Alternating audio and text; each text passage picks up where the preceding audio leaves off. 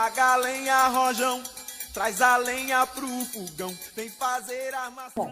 Hola, ¿cómo están todos? Continuando con los ciclos de Son Raíces en el marco del Día del Adulto Mayor, hoy nos visita Alejandro y Ezequiel. Ellos son nuestros visitantes de hoy. Alejandro Diego Beltramino y Ezequiel Mauricio Beltramino, padre e hijo. Fundador de la banda musical Los Dueños de la Calle, perteneciente al Hogar de Día Municipal María Justa, actualmente colabora con su hijo Ezequiel, quien es coordinador de la misma. Y ahora te pregunto, profe Beltra, tu tarea como profesor de educación física te permitió conocer muchas personas, adultos mayores, y siempre comentás que a lo largo de los años has ido aprendiendo de ellos. Me gustaría que nos cuente cómo ha sido esa experiencia de tantos años. Bueno, un gusto de recibir desde Son Raíces y que nada menos me haga un reportaje, o nos haga un reportaje a Aide, que es una raíz del árbol del Hogar de Día Tucumán, ¿no? Muchos recuerdos, mucha historia, Aide. La experiencia comienza no del todo positiva, porque yo tengo una problemática con un director de deportes, y en ese momento, como me querían correr, ¿no? Correr en el sentido de correr de la municipalidad, me mandaron a manera, y tengo que decirlo, a manera de castigo, a accionar laboralmente en el Hogar Padre La Mónaca, donde iba los fines de semana y no me ponían planilla, nada, porque evidentemente querían que yo meta la pata y no trabaje más. Pero ahí conozco a Olga Adragna, que siempre me acuerdo el nombre, que era la jefa de personal de ahí, y ella me explica cómo era la cuestión, me explica los cuidados, entonces hace que me autocuide con las planillas y con todas esas cosas, y comienzo a conocer lo que significaba adulto mayor, porque yo en mi carrera de educación física y en mi formación no había tenido ni idea, ni había estado cerca de lo que es la formación para accionar con adultos mayores. Entonces ahí comencé a hacer el doctorado, digo yo, porque tenía toda la realidad de la viejitud, digamos, la tenía ahí en el Hogar Padre La Mónaca, y empecé a accionar, y las experiencias fueron desde todo tipo, ¿no? Desde hacer una caminata donde juntamos gente de educación física, de enfermería, de kinesiología, de los voluntarios que trabajaban ahí, estaba el Pepe, me acuerdo que era el jefe de los voluntarios los fines de semana, estudiantes de esas carreras de enfermería, de trabajo social, de psicología, y sacamos a todos, inclusive los que estaban en cama, los pusieron en silla de ruedas y los sacamos por lo menos de la puerta del hogar hacia afuera. Me acuerdo que Ezequiel, bebé, bastante chiquito, y Lucila acompañaron de ese evento, caminamos por el barrio, y luego actuó un conjunto de cuarteto, que no me recuerdo el nombre, pero sé que está ¿Cachumba bastante... no era? ¿Cómo? ¿Cachumba no era? Me parece que sí, que era Cachumba, que estaba haciendo sus primeras herramientas, sus primeras experiencias. Y de ahí, bueno, también campeonato de bochas, donde trajimos las bochas, las participantes, y me acuerdo, la negrita le decían que vino de Villa Cabrera y les ganó a todos los viejos ahí. Y me decía, no la traiga más, maestro, dice, porque nos gana todos los trofeos, prepararon la cancha, todo. Y bueno, y a partir de ahí, una experiencia extraordinaria, y después sí, pasar al área ancianidad y trabajar en los hogares de día. Yo debuté en el Hogar de Día Villa Cabrera.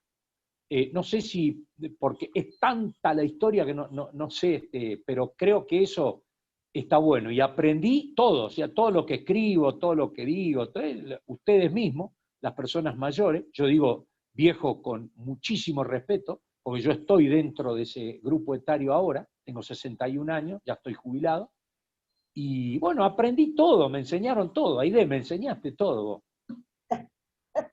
Bueno, pero contá algo del nuestro también, del hogar Tucumán, que también allí trabajaste muchos años.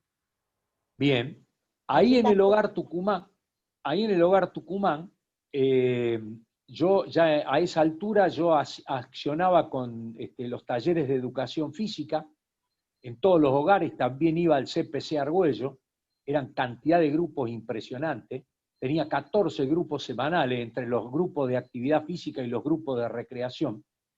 Y ahí en el hogar Tucumán es donde empieza el taller libre de recreación. Había una señora que era encargada de la comisión, de una comisión de fiesta, que a mí dice, profesor, dice usted, dice, como sabe tanto esto recreación, ¿por qué no prepara algo?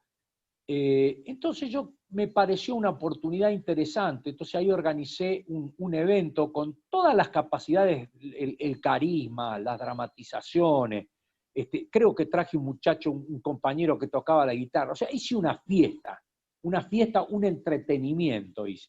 Cuando terminó todo el entretenimiento, le dije, bueno, lo que va a ocurrir en el taller de recreación no es esto, habían venido como 50, 60 personas, yo no sé si vos estuviste ahí, no sé si te acordás, y ahí sí, quedaron después 12 o 13 personas que son las que participaron del taller libre de recreación, que yo le expliqué que era, yo iba a hacer alguna cuestión, digamos, de integración y traer juegos, pero la idea era que ustedes puedan traer sus propios juegos, poder hacerlos jugables a lo que ustedes jugaban antes, y a partir de eso hacerse cargo de la misma coordinación del taller de a 2 personas.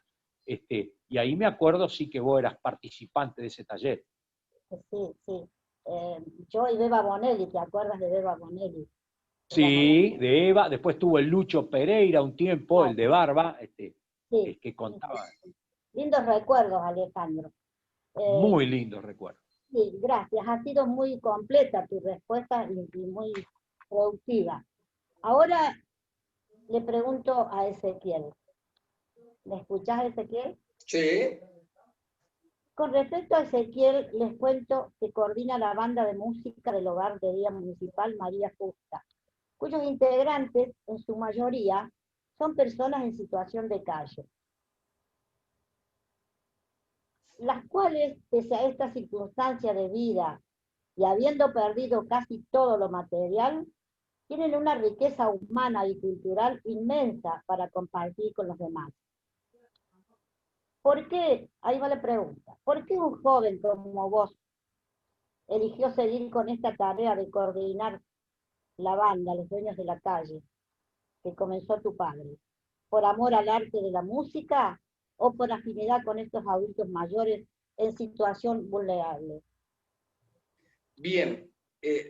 Lo mío comienza hace muchísimos años, cuando yo era chico, siguiendo los pasos de mi papá en lo que él hacía, animaciones, batucadas. Entonces, yo ahí fui desarrollando el gusto por la música, ya desde chico.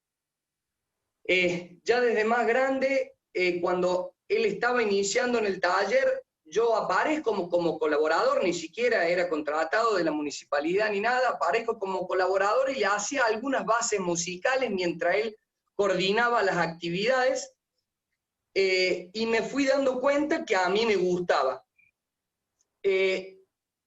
Al margen de que a mí me gustaba, surge la posibilidad en el año 2010, finales del 2010, de ingresar a la Municipalidad de Córdoba con un monotributo.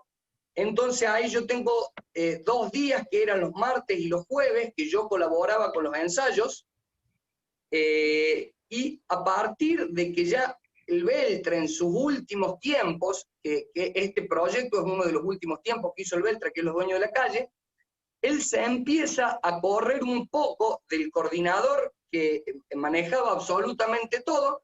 Entonces ya había días que tenía que coordinar yo, y imagínese ahí de usted pasar los adultos mayores de un coordinador de 50 y pico de años, a cual le tenían un respeto tremendo, a pasar a una persona que era yo, que tenía 20 y pico de años. Entonces a mí me costó bastante que me tuvieran un respeto, que las actividades mías fueran hechas, pero con el correr del tiempo yo me di cuenta que tenía una sensibilidad extra por esas personas.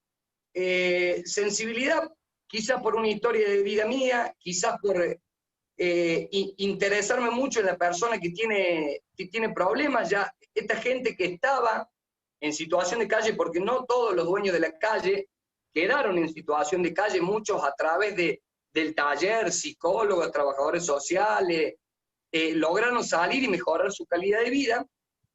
Es que yo comienzo a empoderarme un poco más y empiezo a protagonizar un poco más, agradeciéndole a Alejandro Beltramino, mi viejo, que no solo que yo mamé su conocimiento, sino que en un momento él se corre un poco para que yo pudiera con mis propias armas darle mi propio tinte.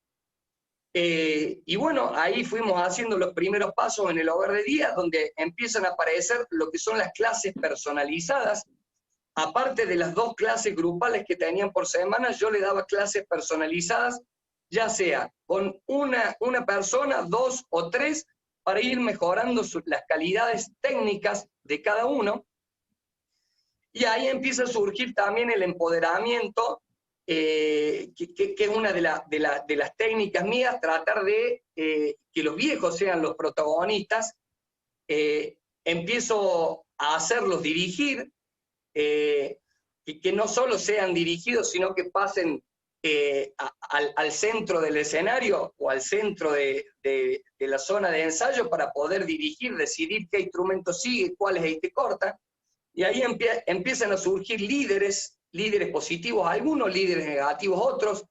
Algunos de los líderes, vamos a decir, entre positivo y negativo, uno fue Héctor Pelusa, fallecido, que era una de los personajes que nos hacía todos los enganchados musicales y que nos ayudaba rítmicamente porque había tenido un recorrido musical de 20 años, que él antes de llegar al hogar de día, Pelusa había dejado de tocar unos 15 años, me acuerdo con el Beltra, un día lo citamos a Pelusa y él tocaba el bongo y prácticamente no se le escuchaba por el miedo y la inseguridad propia que tenía. Ese fue uno de los procesos que nosotros acompañamos hasta que Pelusa pasó a ser uno de los íconos de los dueños de la calle, no solo por su calidad técnica y musical, sino cómo manejaba a los compañeros, cómo compaginaba los enganchados que hacíamos.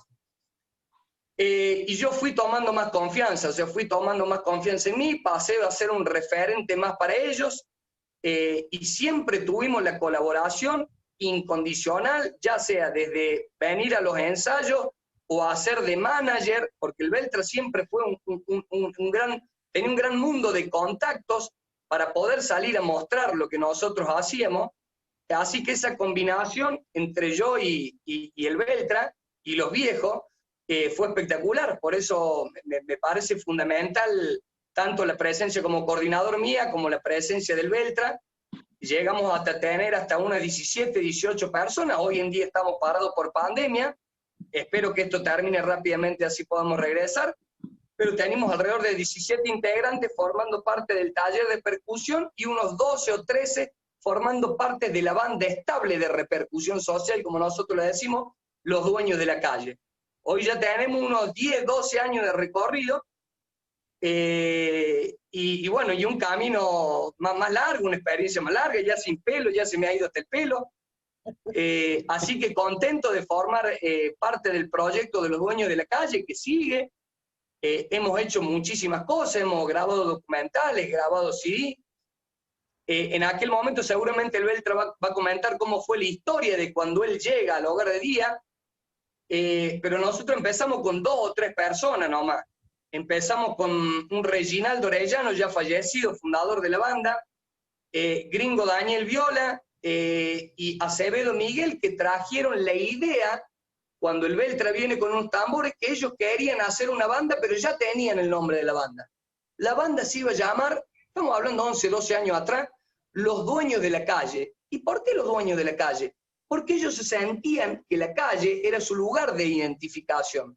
Entonces aparece el nombre cuando ni siquiera era una banda, cuando todavía ni siquiera las mujeres participaban de ese taller. Después empezaron a sumar las mujeres, se empoderaron las mujeres, se empezaron a sumar personajes que nunca pensamos que podían estar adaptados socialmente, como por ejemplo Roberto Ceballos, que era fallecido también, que era un viejo totalmente inadaptado socialmente, desde las malas palabras que decía, era violento, hay una famosa anécdota que llega mi viejo al hogar de Díaz y Ceballos lo manda a comprar una cerveza a mi papá, y él le dice que no, de una manera bastante áspera. Entonces el Beltra cuenta que Ceballos le para una púa de un cuchillo en el ojo, y ahí volver a reconstruir la relación con Ceballos, hasta que ese Ceballos pasó a ser el maraquero de la banda, la mascota del grupo, no por la técnica, sino por los malabares que tenía, que tocaba con las maracas, que son el logo de la banda.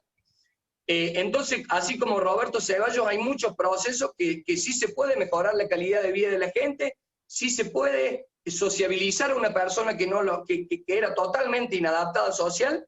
Entonces, bueno, estos fueron muchísimos condimentos que hagan que los dueños de la calle hoy sean lo que sean, con la heterogeneidad de los personajes que tenemos, mucha gente que ha tenido problemas psiquiátricos, gente que tuvo muchísimos problemas en la vida, gente en situación de calle, de derechos vulnerados, y lo fundamental es que nosotros encontramos un espacio donde podíamos alegrarnos, compartir nuestras cosas, compartir la música con un código diferente al habla, que es el código musical, y que era un espacio fundamental, que es un espacio, ojalá que vuelva lo más rápido posible, un espacio de diversión y de placer, donde toda la problemática es dejada atrás en el momento que entras al círculo del taller. Obviamente esto también me ayudó mucho a mí, esto para mí Los Dueños de la Calle es un proyecto de vida, y lo he tomado como tal, así que he desarrollado no solamente un gusto por lo hacer, sino de sentirme parte del círculo como un par más, no solamente como un coordinador, sino como una persona, hay uno más del círculo. Gracias, Ezequiel. Hemos aprendido mucho con tu respuesta. Ahora es para Alejandro la próxima.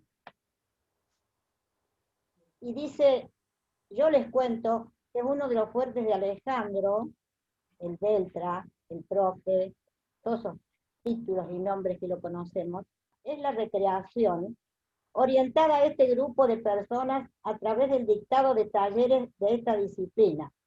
Seguiría los lugares que visita. ¿Qué respuesta has tenido hacia esos talleres? Tendrás miles de anécdotas graciosas. Para Ale, ¿no?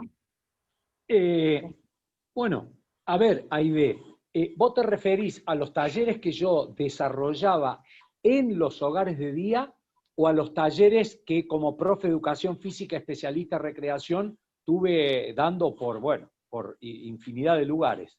A los talleres de recreación, Alejandro, que vos tuviste en los hogares de día, por lo menos en el nuestro tuviste eso. Perfecto, bueno, ahí está, ahí entendí Sí. Bueno, los talleres de recreación, se llama taller libre de recreación, que después, gracias a eso que me enseñaron y a eso que creamos juntos con los adultos mayores, se creó una metodología que se llama taller libre de recreación, que figura en libros y que hay lugares donde se reproduce esta metodología. Como anécdota tiene de que, por ejemplo, en los hogares de día, que vos te podías anotar en 3 talleres, ponele, o en 4 talleres, el taller libre de recreación no te copaba un lugar, o sea, que era además de esos 4 talleres, vos te podías anotar en el taller libre de recreación. Sí, recuerdo perfectamente. ¿Qué tenía como característica el taller? De que si vos, por ejemplo, no ibas, tenías que avisar que no ibas, porque ya sabías de antemano a qué nos íbamos a dedicar ese día, porque ya quedaba como una planificación previa que se lograba en una reunión donde nos contaban todos ustedes a qué jugaban cuando eran chicos, veíamos si esos juegos que ustedes jugaban cuando eran chicos se podían adaptar para jugarlos ahora, y si se podían adaptar, el que traía el recuerdo de ese juego se hacía cargo en tal fecha, junto con otra persona, de hacer jugar a los compañeros. Entonces, ¿cómo se organizaba el taller?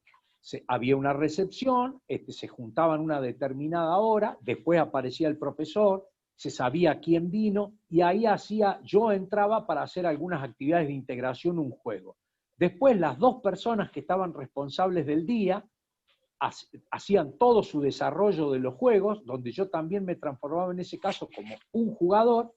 Terminaba eso, venía el famoso tecito, cafecito con masitas que se hacían cargo rotativamente de traer los elementos hasta que se cumpliera con toda la lista y se volvía a hacer de nuevo, y después de eso algún canto, alguna actividad donde ingresaba yo nuevamente y terminaba el taller y planificábamos qué es lo que ocurría en la próxima clase.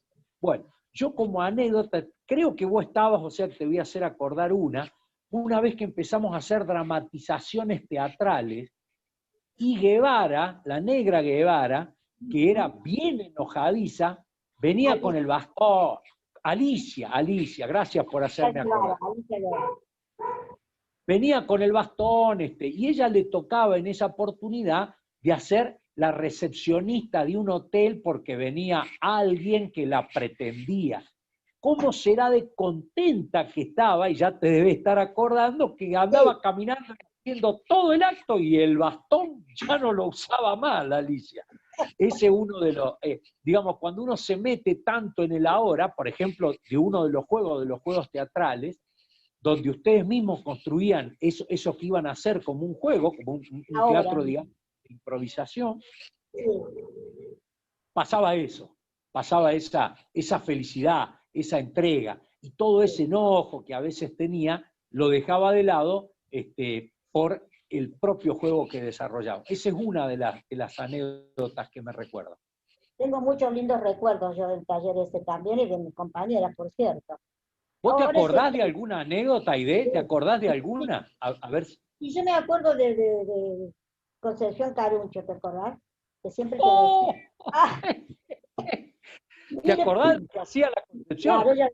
Claro, ella decía, sí, profe, mire, ¿sabe qué pasa? Porque pasa esto, porque lo otro, porque yo escribí, porque fue, pero bueno, pero, viste, te quería envolver, o decía, no me envuelvas, le decíamos, porque ya sé dónde va. O sea, no decía nada ni hacía nada, pero quería ella demostrar delante de las compañeras que es la que más hablaba y la que más escribía y la que más hacía. Ahora te acordás, ¿no es cierto? Concepción Caruncho. Sí. Todo una... Sí, me acuerdo de Concepción, que otra de las cosas que tenían que hacer era tener el cuaderno para anotar las actividades como que se llamaban deberes sugeridos. Y ella agarraba el cuaderno y leía, pero no tenía nada escrito, como vos decís. Entonces un día voy por atrás y la veo, y exactamente, de acuerdo, perfecto. Sí. Y yo me acuerdo más del taller, ¿sabes por qué? Porque no, me costó un poco entrar. Me costó un poco entrar porque yo cada vez que te cruzaba a vos en el patio te decía, ay, profe, ¿cuándo me va a dar lugar en recreación? Y me decías, bueno, pero vos tenés que hablar con las personas del equipo, de adelante. Y había una señora que ella regenteaba el hogar en ese momento, y yo le decía, y me decía, no, ahora tiene mucha gente, espera un poco. Y un día yo te crucé a vos en el patio de adelante y te dije, ay, profe, ¿cuándo? Dice, quédate ahora, quédate. Era un día martes que teníamos recreación. Quédate ahora en la clase. Le digo, pero si la señora tal y tal no me ha dicho nada. No, dice, quédate lo mismo. Así que bueno, cuando todas se sentaron en la mesa, yo me senté. Y ella venía más o menos a ver la asistencia de la gente también. Mirá, entró, hizo un paneo así con sus ojos y me dice, ¿vos qué haces acá?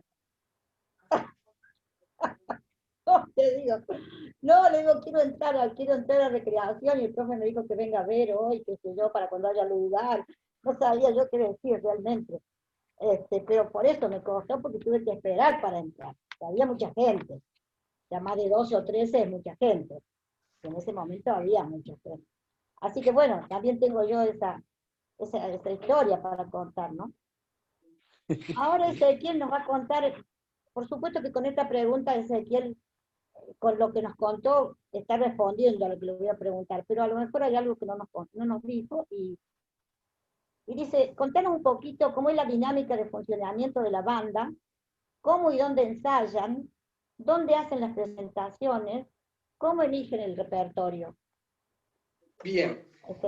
No, nosotros, o sea, sacando que actualmente en pandemia estamos en stand-by, mientras estábamos en acción, y cuando hablamos, los ensayos funcionan 2 veces semanales, con una duración de 2 horas. Cada ensayo tiene 2 horas, y hay un tercer día que se hacen las clases personalizadas. O sea, los miércoles estábamos haciendo clases personalizadas y lunes y viernes, o martes y jueves, se hace el ensayo grupal. El ensayo primeramente empezó a hacerse adelante del hogar de día. Esto es en Entre Ríos 333, al lado del BEA, en Entre Ríos y Chacabuco. Cuando nosotros empezamos los ensayos, en aquel momento era un espacio bastante reducido, donde entramos apretados 12, 13, 14, 15 personas. Lo bueno que teníamos del ensayo era que había una ventana abierta que pasaba por la calle Entre Ríos. La gente que pasaba se escuchaba la música, algunos ingresaban, algunos le dábamos un instrumento, participaban. Entonces, en ese momento, el espacio de ensayo nos ayudó mucho a nosotros a hacernos conocer en el barrio, en esa cuadra, con los comerciantes, y eran una fiesta los ensayos. Los ensayos eran muy diferentes. Había ensayos que eran más técnicos, de armado de alguna actuación. Por ejemplo, si teníamos que actuar un sábado, ya veníamos 2 semanas antes practicando y armando el repertorio. Entonces, algunos ensayos eran técnicos, de armado de actuación, y otros ensayos era más diversión, más juegos y más de distenderse. Entonces, bueno, también dependía, al ser de puertas abiertas el taller, a nosotros al ser de puertas abiertas, podían venir invitados a vivir un taller de percusión un día, o algunos contactos, o algunos músicos amigos. Con el tiempo se nos traslada a nosotros de la parte de adelante del hogar al salón número 3, que era un salón que estaba más atrás en el hogar, donde nosotros tuvimos nuestros pros y nuestras contras de que nos pasen atrás. Las contras fueron que perdimos la visualización que teníamos por la ventana de la gente. Lo que estuvo bueno que en el espacio de atrás había otros personajes del hogar de día que antes no participaban, que pudimos captar su atención y hacerlos partícipes del ensayo mismo, porque era un espacio más grande. Entonces, ahí el ensayo, como dije, transcurría 2 veces a la semana. Había una parte al principio quizás de movimientos articulares que hacíamos, de entrenamiento de las manos, y en algún momento comenzamos con la parte musical en sí, que una de las grandes patas de la mesa fue en las direcciones en percusión que hacíamos con las señas universales de la bomba de tiempo, que es un grupo de percusión que mediante señas, como por ejemplo esta que viene el corte final, esta es corte parcial, nosotros íbamos dirigiendo la banda, y en un momento se me ocurre, ¿por qué no los viejos a dirigir directamente en vez de nosotros? Eso hizo un impacto interesantísimo y empoderó a los viejos, porque no solo dirigían en los ensayos, sino pasaron a dirigir en las actuaciones. Actuaciones hemos tenido muchísimas, más de 400 actuaciones. Hemos articulado con otros hogares de día municipales, hemos articulado con el hogar provincial El Ilia, hemos articulado con un taller de percusión que tenía, y espero que se renueve nuevamente después de la pandemia, con chicos con capacidades diferentes en una fundación. O sea, trabajamos con una fundación que se llama Manos Creadoras. Nos venían a visitar al hogar de día, a nuestro taller, y después logramos que nuestros viejos fueran al taller de juego, ritmo y percusión que funcionaba en Casa Pueblo Güemes como co-coordinadores o coordinadores de alguna de las actividades. Entonces, ahí realmente se empodera la persona, y actuaciones múltiples. O sea, hemos ido hasta salido fuera de Córdoba, muchas veces gracias a los contactos de Alejandro Beltramino, fuimos a tocar a Mina Clavero, donde ahí fuimos hospedados 3 o 4 días, donde imagínate una persona mayor con muchísimos problemas económicos, que prácticamente no tiene la capacidad económica para hacer un viaje. El Beltra, conjunto con la Municipalidad de Mina Clavero, nos consiguió 3 o 4 días en Mina Clavero, donde fuimos a presentar el CD, donde tocamos en espacios como el Comechingones, en Mina Clavero, donde tocamos en espacios como la misma plaza de Mina Clavero, también tocamos en Leones, múltiples actuaciones, y lo más interesante es que en un momento las actuaciones pasaron a ser solidarias. O sea, nosotros lamentablemente desde el Estado, y cuando digo nosotros, por ahí los malacostumbramos a los viejos a que siempre estén con la mano así, y es dame, dame y dame. ¿Qué dame? Dame comida, dame transporte, dame espacio. ¿Y nosotros qué damos? En un momento este perfil lo empezó a darlo Alejandro Beltramino, este perfil solidario. Empezamos a nosotros a entregar todo lo que nos habían dado, ya sean con actuaciones solidarias como hemos hecho para María Laura Cisneros, una profe de educación física que tuvo un problema medular y quedó en silla de ruedas. Entonces nosotros íbamos a hacer las actuaciones para que empiecen a poder juntar dinero para poder ayudar a otras instituciones, como hicimos en su momento la campaña del papel para el hospital infantil. Entonces empezamos a darle la vuelta de rosca que siempre nos den a nosotros, empezar a entregar, porque estos viejos y viejas estaban muy mal acostumbrados porque el Estado te empieza a solucionar todo, porque pareciera que si vos sos una persona en situación de calle, te tienen que dar todo, porque pobrecito, está solo, está viejo. Y la realidad es que no siempre hay que solucionarle todo al adulto mayor, sino hay que empoderarlo para, y más a esta gente en situación de calle, que nosotros logramos que hasta ellos a veces construían instrumentos para entregar en las actuaciones. Pelús era uno de los que construía las gansas, que hacía las gansas, y en un momento que hace... Bueno, él las construía y las entregamos en colegios donde íbamos a tocar. Entonces pasamos de ser una banda que nos daban a pasar a hacer solidaridad en diferentes espacios. Así que ese perfil social, se lo dio Alejandro Beltramino, bueno, yo le seguí por ese camino. Gracias, Ezequiel. Felicitaciones por todo lo que haces con los adultos mayores del Hogar María Justa. Ahora la última preguntita para el Ale. Dice así, ampliamos sobre tu beta de escritor acerca la temática de la tercera edad con algunos libros editados y uno a presentar en octubre. Me gustaría que nos cuentes el porqué de este título, la pedagogía del contagio en recreación. Y también contanos el día y la hora de la presentación para acompañarte si es que podemos, por qué plataforma, lo que sea. Bien. Bueno, escribir, ¿no? Yo en mis primeros momentos daba cursos para la Federación Internacional de Educación Física, ahí he podido conocer varios países, viajar, y había como una exigencia de que escriba, de que edite un libro, y nunca acepté la exigencia porque hasta me decían qué es lo que tenía que colocar en los libros, ¿no? Tenés que hacerlo de esta manera, de esta manera. Y tardé 13 años para presentar el primer libro, ¿no? Que es en definitiva es el que tiene una tirada como casi de 2.500 libros, que es La Recreación y Vos, que justamente ahora ese libro se ha hecho una reedición, estamos hablando de la 5ª edición, y bueno, tengo que decir que están todos publicados en amazon.com, es decir, ahí en ese lugar se pueden adquirir el libro virtual, digamos, ¿no?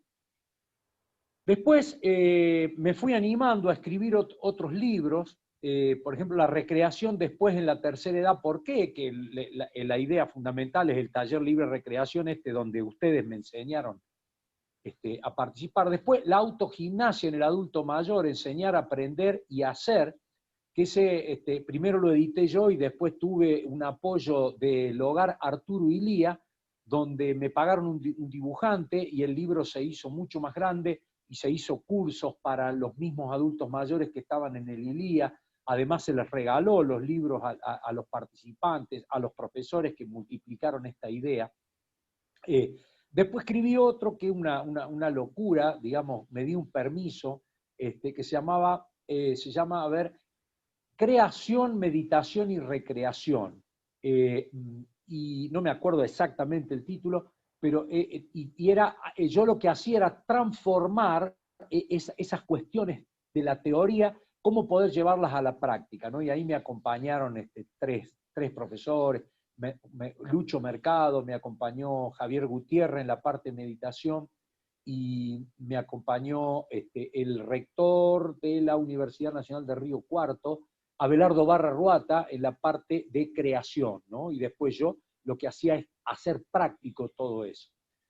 Después, bueno, me junté con José Bonato y ahí hicimos creer, crear y recrear. 2 por 1, porque escribimos los dos sobre la temática libre, y también editamos, eso lo presentamos en Concordia hace un par de años. Y este desafío, que hace 4 años que yo estaba escribiendo sobre este tema, y es prácticamente un compendio metodológico de anécdotas y de acciones que yo hice en todos los lugares donde fui a accionar sobre recreación. ¿Y por qué hablo de contagio? Ya hablaba en aquella época de contagio porque diferenciaba, el título del libro es La pedagogía del contagio en recreación. Y, dice, entonces yo diferenciaba lo que era el contagio en la enfermedad, que hoy está tan de moda y trae todas estas problemáticas que existen, que es totalmente negativo el contagio en la enfermedad, y doy ejemplos de lo que es el contagio en la enfermedad, y lo que es el contagio en salud mental, es decir, donde la persona que se contagia es la que quiere contagiarse y además la que puede. Entonces, ¿cuáles son todas las cosas que yo utilicé en mi carrera de profesor, en mi carrera de coordinador de talleres, en los dueños de la calle, para contagiar a aquellas personas que quieren contagiarse, que no tiene nada que ver con convencer, ¿eh? Yo renuncié a convencer, no quiero convencer más a nadie. Una vida de convencerlo a Ezequiel para que haga tal o cual cosa. Y cuando él realmente, yo dejé de presionar ese convencimiento, es cuando él empezó a hacer lo que él quiere y ahí aparece la cuestión amorosa, aparece la cuestión pasional, las ganas particulares. Entonces, anécdotas, por ejemplo, cómo eran los primeros encuentros con los estudiantes, qué es lo que hacía en Río Segundo cuando daba educación física, que yo me iba de Córdoba en bicicleta a dar clases, lo que les llamaba la atención a los chicos. Salía a correr con ellos, íbamos hasta el río con el primer curso, me quedaba en el río y las clases se daban en el río, era otro tipo de libertad la que se vivía. Hacíamos asado en el río, yo me acuerdo que sacaba toda la grasa porque era fanático, y dice, ¿pero qué hizo? Bife, maestro, dice. Y nadie me decía nada porque era el profesor. Entonces corría con ellos, lo anotaba en torneo, viajábamos. En educación física, las aulas siempre estuvieron abiertas, había muchas veces mucha más cantidad de estudiantes de lo que la lista. Venían ayudantes de cátedra, venían adscriptos a la cátedra con toda libertad. Y entonces, ¿qué invité? Invité a un montón de profesores, colegas, especialistas en recreación, a que escriban junto conmigo, son como 17, 18, y el capítulo ese se llama Contagiar 2, es decir, cómo fue la forma en que ellos se contagiaron, de estas metodologías que yo planteaba en libertad, digamos, para que las personas puedan participar bajo su propia responsabilidad, sin empujarlas a que jueguen. Y eso me animé. La tapa del libro la hizo Romina, la hija de Patricia Falistoco, la Pato, que vos la conocés, Aide, y es fantástica porque ahí el contagio parte desde el corazón, parte desde el gusto, de las ganas y del amor, no se puede contagiar de otra manera. Y hay un corolario final que dice, no podés contagiar lo que no tenés. Entonces, si sos buen actor, un ratito podés, pero contagiar, vas a contagiar lo que vos tenés. Y el que va a ser contagiado solamente se contagia si quiere. Entonces, por eso, y puede, por eso tiene una relación directa con lo que es la recreación. Y este libro lo voy a presentar a fin de este mes en un congreso que se hace vía online en Perú, que ya voy a mandar las fechas porque no tengo exactamente los horarios, y después sí les voy a pedir ayuda a ustedes porque calculo que a mediados de octubre vamos a hacer una presentación vía Zoom de este libro, donde lo haremos desde aquí de Cura Brochero, con la participación de la Pato, que me presente, y quizás algún invitado, algún amigo acá de la zona, y vamos a hacer una presentación formal del libro.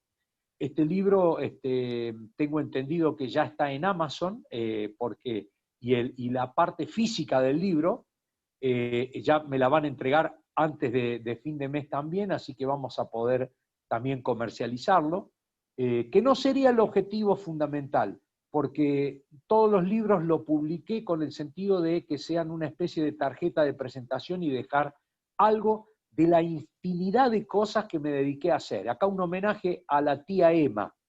mi tía Emma decía que yo nunca me iba a morir de hambre porque tenía un montón de canastas.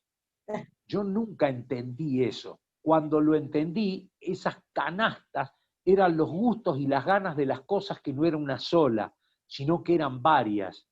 Entonces los gustos me los doy en vida, por eso sigo, por ejemplo, ahora lo que estoy haciendo, me dan un espacio, un programa de radio, y el miércoles la radio trabajó específicamente para el geriátrico de Mina Clavero, que con los dueños de la calle fuimos 2 o 3 veces a tocar ahí al geriátrico. Nosotros vamos con músicos a tocar, ahora no se puede. Entonces a través de internet y de la radio le dimos una clase de educación física a como a 40 personas que están ahí. Entonces, sigo trabajando de alguna manera con los dueños de la calle, tenemos un grupo por internet, por WhatsApp, que se mueve poquito, pero la parte nuestra la hacemos. Seguimos dando cursos online, colaborando con el ILIA, en congresos en Chile, en charlas que dimos para Concordia, que estuvimos con el Ezequiel el otro día. Quiere decir moverse, ¿no? Y fundamentalmente andar mucho en la bici. El otro día tuve un pequeño accidente, pero me choqué un auto estacionado, no lo vi. Bueno, pero esto pasa, ¿no es cierto? Y la vida continúa, y haciendo música cuando se puede, con el dúo Lila, y viviendo de la mejor manera que se puede, y por supuesto disfrutando al nieto, que eso es fundamental. Cuando puedo ir a verlo, hago todos los protocolos y me voy ahí a Nisacate a ver a Amaru, que está con Lucila ahí. Bueno, ya finalizando esta hermosa charla, no sin antes agradecerles a los dos, a Ale y Ezequiel, por habernos acompañado. Hemos aprendido muchas cosas que no sabíamos, así que nuevamente les agradezco a los dos. Muchas gracias. Bueno, gracias a vos, Aide, y yo le voy a hacer una propuesta a Lese, que hagamos un juego de preguntas y respuestas, de percusión, bueno, cortito. ¿Usted tiene ahí, Ezequiel, algún instrumento? Bueno, perfecto. Es un agregado, un regalo. Bueno, entonces, vos lo haces ahí. Contale un poquito, Beltra, de esta actividad. Nosotros con los dueños de la calle, aparte de ser mirados, el espectáculo que hacemos es un espectáculo participativo, donde fundamentalmente está bueno que nosotros no solo seamos lo que hacemos, sino que haya una ida y una respuesta con el público. Una de las actividades era hacer preguntas y respuestas desde el malambo participativo, así nosotros le pusimos. Ahora lo que vamos a hacer es hacer preguntas y respuestas, pero la idea nuestra y de los dueños de la calle es hacer un ida y vuelta con la gente. O sea, no solo que sea un espectáculo que nos miren a nosotros, sino que puedan participar también. Cuando quiera, Beltrán. Bueno, usted pregunta primero y yo respondo, y después le pregunto a usted y usted responde. A ver, pregunte nomás.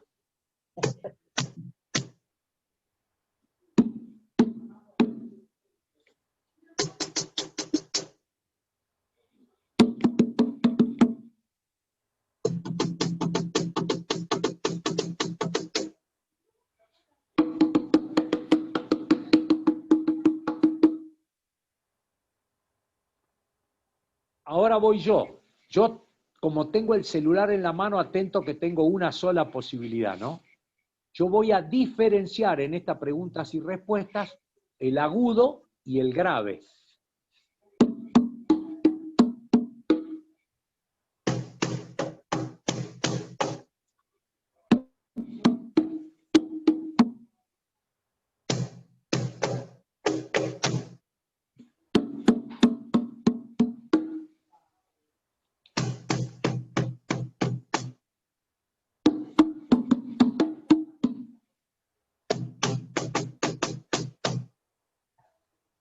Muy bien. Excelente, ¿no?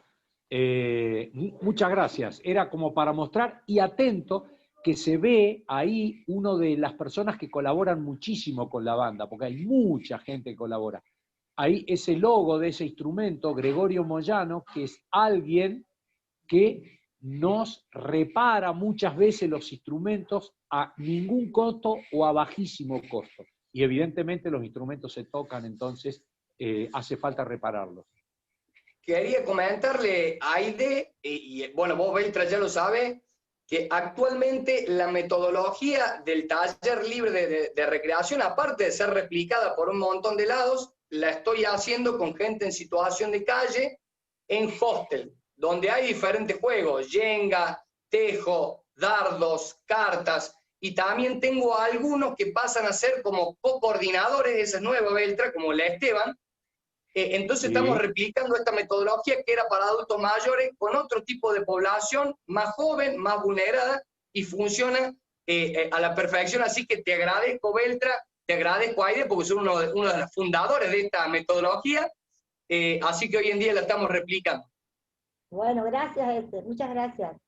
Agradecido a vos y a Son Raíces, tanto a Caro como a Pichón. Se le agradece muchísimo, que son dos personas que han venido innumerables veces al taller a colaborar con música, con actividades, y esperemos que nos juntemos próximamente lo más rápido que se pueda, que se vaya este bichito virus, como le dice la Maru, así que estemos nuevamente con los tambores. Que sea presencial, que es más fácil, por lo menos para mí. Claro. Así es. Un abrazo, Aide, un abrazo. Igualmente, Ale, igualmente para mi voz.